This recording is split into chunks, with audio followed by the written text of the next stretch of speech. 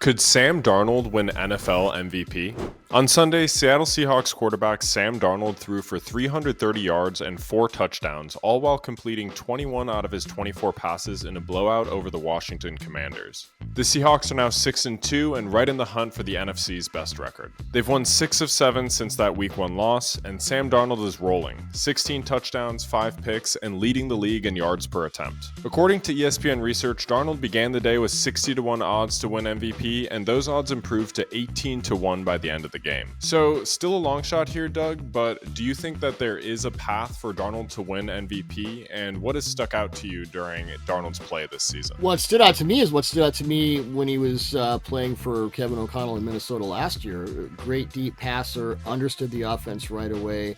There are a lot of stylistic carryovers between what O'Connell does and what Clint Kubiak in Seattle does with the motion, under center play action, a lot of condensed formations.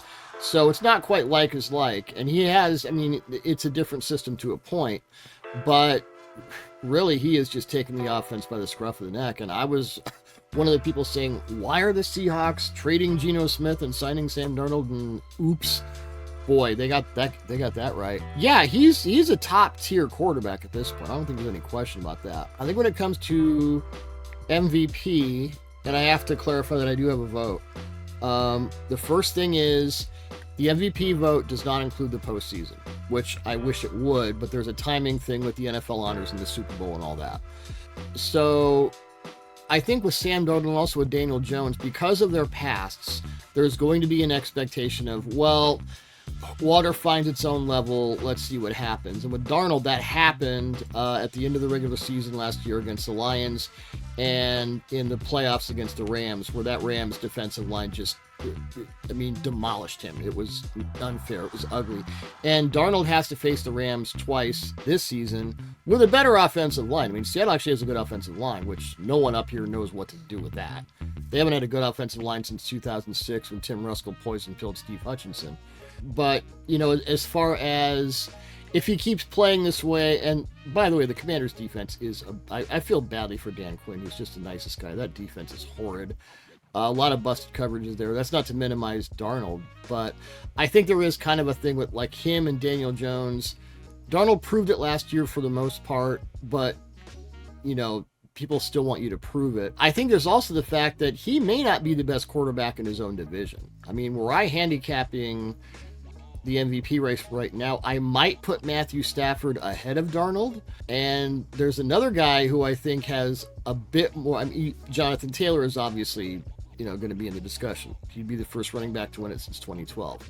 Josh Allen, if he keeps leading his team, kind of single-handedly the way he does. And I'll tell you guys, they're all quarterbacks, 4 guys who have won the NFL MVP in their second year as a starter. It was Dan Marino, Kurt Warner, Patrick Mahomes, and Lamar Jackson. If Drake Maye keeps playing the way he's playing, with a really iffy defense, no run game to speak of, and no disrespect to Kayshon Boutte, but when was he turning into Isaac Bruce? That happened this year. Maye is the NFL's best deep passer. He is one of the best under pressure, and he is by far the best against disguised coverage. I did a video on this a couple weeks ago. I think if the Patriots wind up at 12-5, 13-4, I think Drake Maye has to be seriously considered as an MVP candidate too. So I'm not discounting the fact that Darnold has been that level of player. He might be more, or Daniel Jones might be more of an offensive player of the year thing where, yeah, great, congratulations, we're glad you did this, but we're not quite ready to crown you just yet. And I think that's, Maye had a really weird rookie season, and he's essentially a rookie in Josh McDaniels' offense. There may be that, well, I can't vote for Drake Maye yet. I don't know. But, were I to vote right now, it would probably be Stafford. Darnold might be in my top 3. I might vote for Maye before I voted for Darnold, or I might vote for Maye before I voted for anybody. That's just how I feel about the season he's had.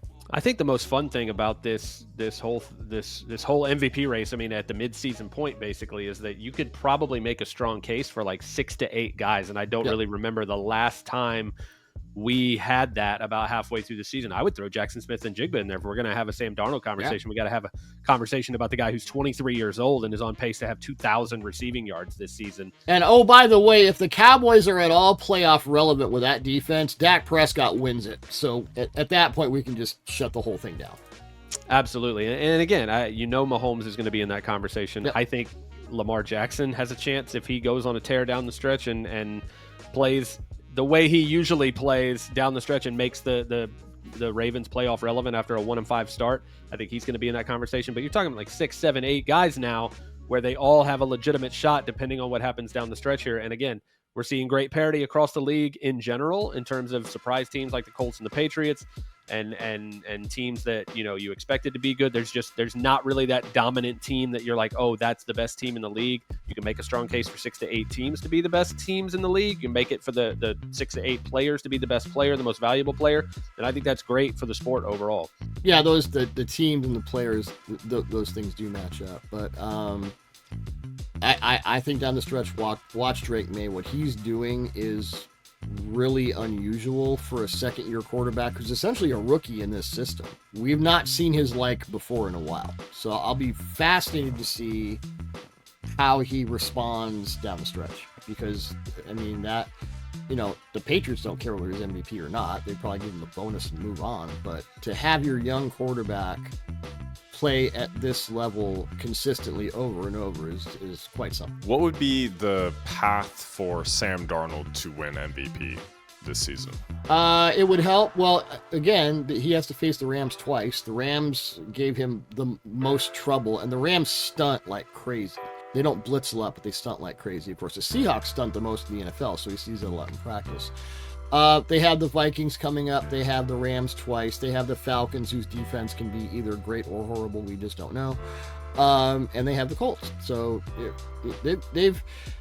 they have enough really highly regarded teams that if he just goes through the rest of the season with a bulldozer and answers all those questions, I think there are enough quality opponents for him to really be in the discussion. I'm not saying he shouldn't be in the discussion.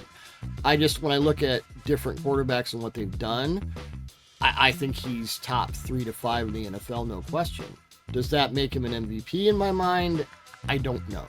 I'm not ready to say here or there. Speaking to Luke's point about the parity and how you can make a case for so many different guys, that's kind of where I am with Darnold or anybody. I don't have a definitive vote. With last year, I know Josh Allen won it. I was ready to say Lamar was the MVP halfway through the season. So this is a bit different. Let us know in the comments below who you think the MVP of the midseason is, and make sure to like and subscribe for more NFL content.